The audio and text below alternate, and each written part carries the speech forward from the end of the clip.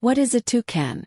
A toucan is a colorful, medium-sized bird native to the tropical regions of Central and South America.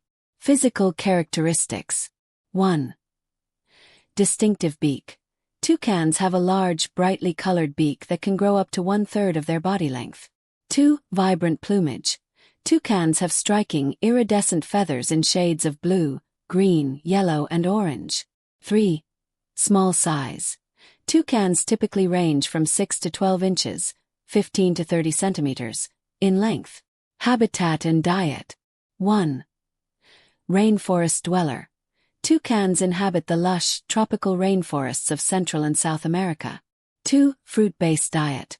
Toucans primarily feed on fruits, berries, and nectar. 3. Skilled forager. Toucans use their long, curved beaks to pluck fruits from trees and reach into tree cavities. Behavior and interesting facts. 1. Social birds.